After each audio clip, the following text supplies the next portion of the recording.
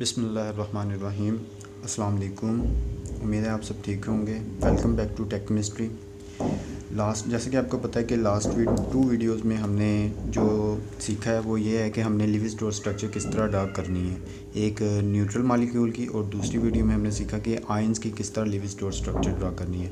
आज हम कुछ एक्सेप्शंस डिस्कस करेंगे कि जब भी हम लिविस-डॉट स्ट्रक्चर ड्रा करते हैं किसी मॉलिक्यूल की, आयन की, तो हमें कुछ एक्सेप्शन को देखना होता है। वो एक्सेप्शंस बहुत ही आसान है और कौन कौन सी हैं आज हम देखते हैं।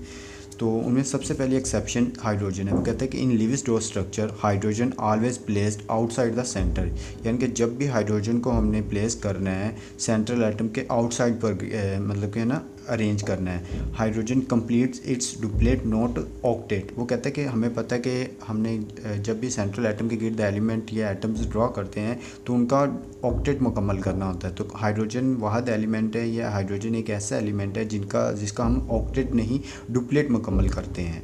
इसी तरह हीलियम है। हीलियम हमें पता है कि एक नोबल गैस है, इसका भी हम डुप्लेट मुकम्मल करते हैं। सेम इसी तरह लिथियम है। लिथियम आपको पता है इसका एटॉमिक नंबर कितना होता है, 3 होता है। तो it also completed it's duplet by losing 1 electron. जब ये अपने वैलेंस शेल से इलेक्ट्रॉन निकाल देता है, रिलीज़ कर देता है, तो इसके बाकी कितने बच जाते हैं, 2 इलेक्ट्रॉन बच जाते हैं। तो लिथियम पर क्या चार्ज आता है, पॉजिटिव चार्ज आ जाता है। तो कहते हैं हर एलिमेंट की कोशिश ये होती है कि वो अपनी इलेक्ट्रॉनिक कन्फिग्रेशन जो होती है वो किसी नोबल गैस के करीब तरीन कर ले। तो लिथियम की कोशिश होती है कि एक इलेक्ट्रॉन रिलीज़ करके वो हीलियम जैसी इलेक्ट्रॉनिक कन्फिग्रेशन हासिल कर ले। तो इसका भी हम ऑक्टेट नहीं डुप्लेट मुकम्मल करते हैं। इसी तरह बरीलियम है, इसका भी हम ऑक्टेट नहीं डुप्लेट मुकम्मल करते हैं, क्योंकि हमें पता है कि बरीलियम क्या करता है कि इन most of its compound it has +2 charge, क्योंकि ये अपने 2 इलेक्ट्रॉन रिलीज़ कर देता है और हीलियम जैसी इलेक्ट्रॉनिक कन्फिग्रेशन हासिल कर लेता है। हमें पता है कि बरीलियम के वैलेंस शेल में बरीलियम का एटॉमिक नंबर कितना होता है, 4 होता है। जब वो +2 खारिज कर देगा, ये रिलीज़ कर देगा, तो बाकी 2 इलेक्ट्रॉन उसके पास बचेंगे। इसी तरह बोरोन है। कहता है कि बोरोन जो है it maintain 6 electron in its valence shell in most of its compounds. ये देखें बोरोन का ये BH3 मॉलिक्यूल है। तो इसमें देखें कि हाइड्रोजन को हमने क्या हुआ है, साइड पर प्लेस किया हुआ है, और B क्या है, हमारा सेंट्रल एटम है। देखें हाइड्रोजन को हमने क्या किया हुआ है, डुप्लेट मुकम्मल किया हुआ है, ऑक्टेट नहीं मुकम्मल कर सकते। लेकिन यह देखें जो बोरोन है इसका ऑक्टेट मुकम्मल नहीं है। अगर हम चाहें भी तो ऑक्टेट मुकम्मल नहीं कर सकते, क्योंकि हमारे पास जो टोटल इलेक्ट्रॉन थे वो हमने यूज़ कर लिए हैं। तो क्या ये लिविस-डॉट स्ट्रक्चर मोस्ट प्रोबेबल है, यानी कि मोस्ट सूटेबल है? नहीं, बल्कि हम कह सकते हैं कि जी बिल्कुल ये सूटेबल है, क्योंकि इसके पास 8 इलेक्ट्रॉन तो नहीं है लेकिन 6 हैं, क्योंकि most of its compound boron completes या ऑक्यूपाई 6 इलेक्ट्रॉन्स। तो इसी तरह एलुमिनियम है। एलुमिनियम भी क्या करता है कि अपने वैलेंस शेल में या अपने कंपाउंड्स में most of its derivatives compound it maintain 6 electrons in its valence shell.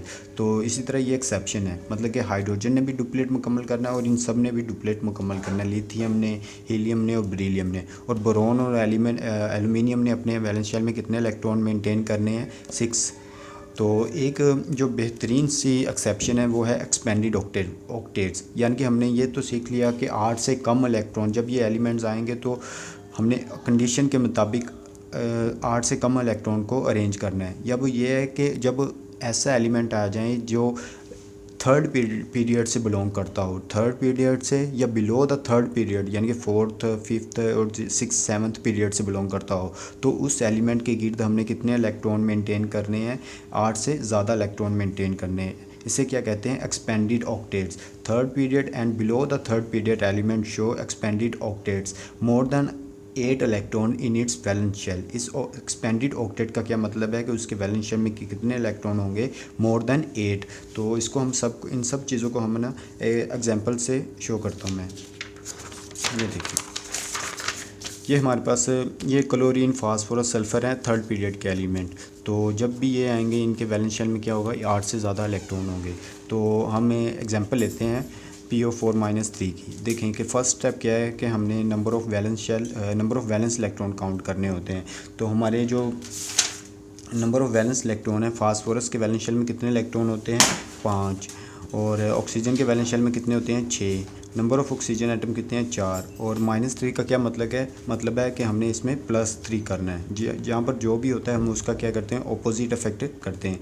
तो 5 6 4 24 और 3 कितने हो गए 29 और 3 32 इलेक्ट्रॉन्स। इस मॉलिक्यूल के कंपाउंड के वैलेंस शेल में कितने इलेक्ट्रॉन है 32 वैलेंस इलेक्ट्रॉन है। अब हमने इसकी लिविंग स्टोर स्ट्रक्चर ड्रा करने का सेकंड स्टेप देखते हैं।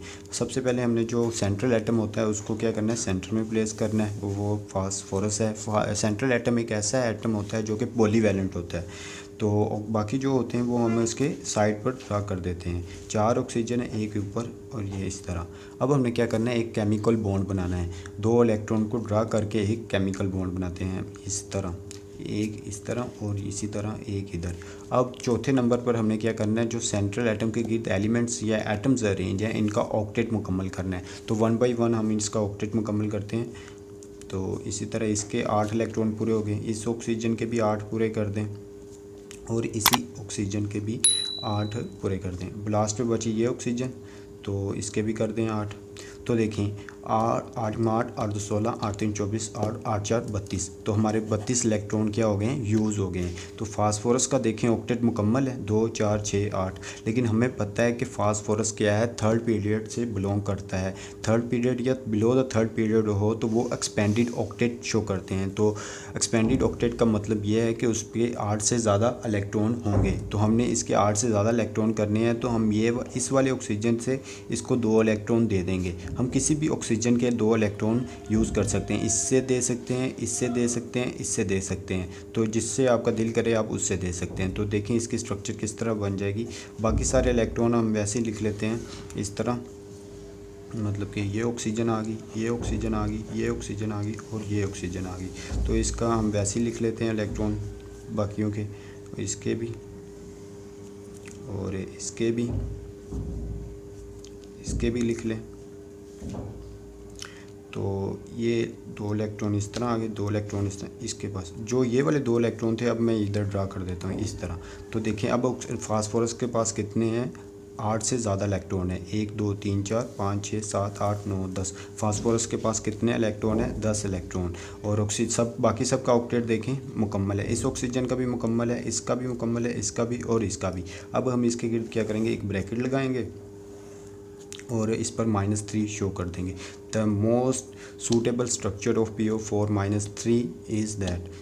और इसी तरह हम SO3 SOT जीनोन या xenon trioxide PCl3 PCl5 phosphorus pentachloride, इसी तरह इन सब की हम क्या करेंगे एक्सपेंडेड ऑक्टेट को यूज़ करते हुए लिविंग डॉट स्ट्रक्चर ड्रा करेंगे। अब आप इसकी प्रैक्टिस कर सकते हैं इंशाल्लाह। मैं